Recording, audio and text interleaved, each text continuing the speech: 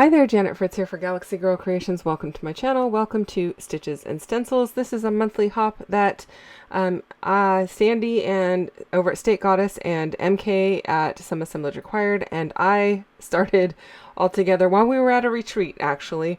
We came up with this idea and it's been going on for a couple years now.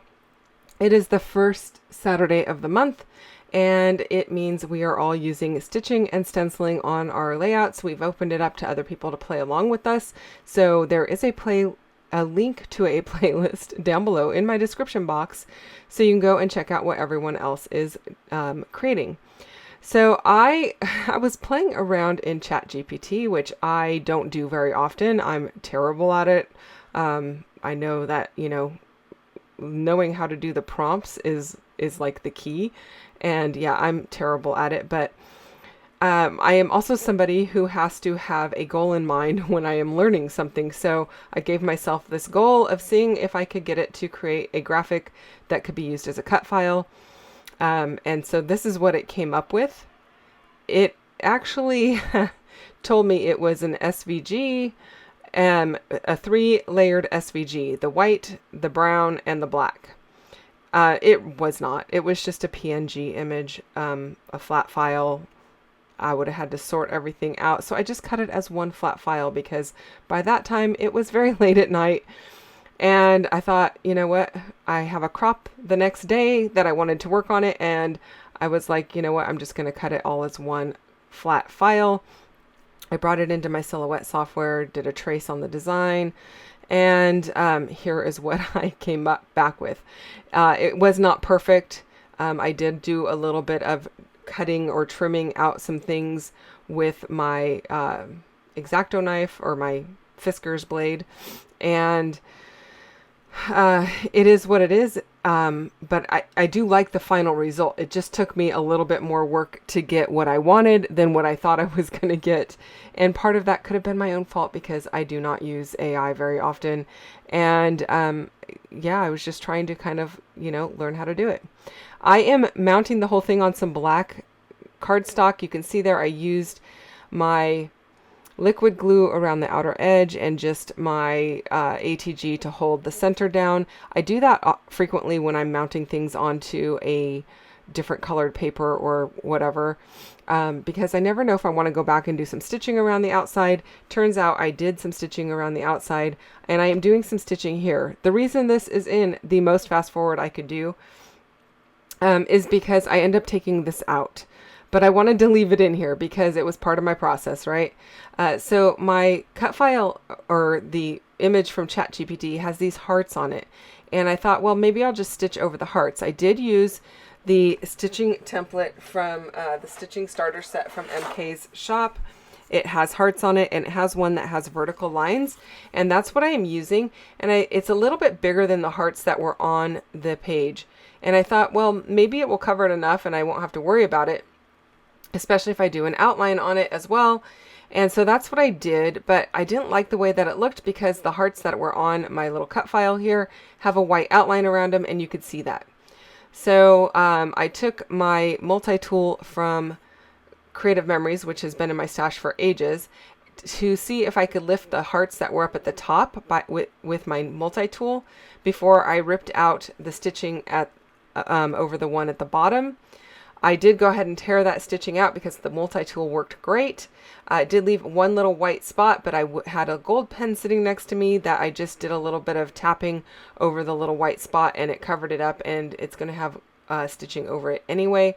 So I removed the hearts and I went back in and I did the stitching. So it was fine that the holes were there at the bottom because I reused them, no big deal. And then I just cut new holes up here at the top, but my heart is a little bit bigger than the flourish, so I am going to have to trim down the flourish just a tad. I also used a different stitching order of stitching, so I kind of followed the template for the bottom one, so it's got more thread underneath it. But the top one, I just kind of went around the outside, down one hole, up. Yeah, it created more of a heart outline on the background, but it still gave me the front as I wanted it. So my stitching is done. I do like the way that it looks. It's definitely was an afterthought. And so Yeah, I don't know. It is what it is. Partially because I was at a crop when I started this layout, and then I really just didn't have a lot of time to finish it, and I didn't take a lot of stuff with me because I didn't even know if the cut file was going to work. So I basically got the cut file mounted, and then when I onto my paper with the background and all of that kind of stuff, and my photos done, but the stitching and the stenciling all happened at home. After the fact. So that's kind of the order. I really wasn't sure what else I was going to put on this layout, but as I kind of noodled on it for a while, I thought, you know what? I have a flourish stencil somewhere in my stash. So I went through my stash to see which ones I had. I actually have a few, but this one really kind of spoke to me because it's a very delicate looking flourish, and the flourishes that are around on the cut file are very delicate also. So I decided to use this one. It is a Tim Holtz stencil from Stampers Anonymous, and it is THS032. I don't even know if it has a name, to be honest with you. Yeah, I don't know. It's called Flourish Layering Stencil, but it's really pretty, and I love it. And so I started doing it with the stenciling with my brush applicator and some distress ink, but the stencil's pretty delicate, and it has a lot of little pieces that kind of try to lift up with the brush. So I went and grabbed my pouncer, which is kind of like a makeup pouncer, but it's not made for makeup. Unless your makeup's black, maybe, because mine are color coded by the rainbow with some black and brown as well. So and the idea of this is you just pounce it onto the pad. It picks up the ink. The ink kind of stays more on the surface and allows you to pounce more on, and you get a lot more detail, and you can see the details very fine. And I switched to my archival ink because my archival ink is juicier, because I have re-inked it more recently than my distress ink pad. So I liked the way that was looking, but then I felt like it needed a little bit of a vintage vibe to it. So I went back around with my pouncer and inked around the outer edge, kind of like a vignette, kind of a portrait style, old school portrait.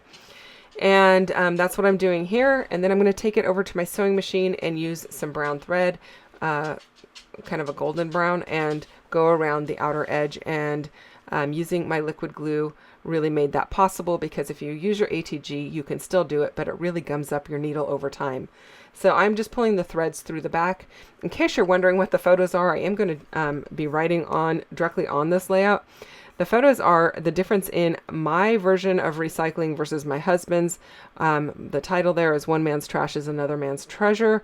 The photo on the left-hand side was going through old paperwork like bills and whatnot that needed to be shredded, but we had so much of it we didn't want to burn out our shredder. So he didn't want to burn out the shredder. I would have probably just sat here and over time done the shredding, but he put it into a big bin with some vinegar and some boiling water, let it sit there, and turned it into kind of a mulch. So we didn't have to worry about it. I know there are services that shred and everything, but this was quick and easy, and it was over a vacation. And then the other photo is over the holidays. We got so many packages sent to us through Amazon because we have out-of-state relatives and whatnot.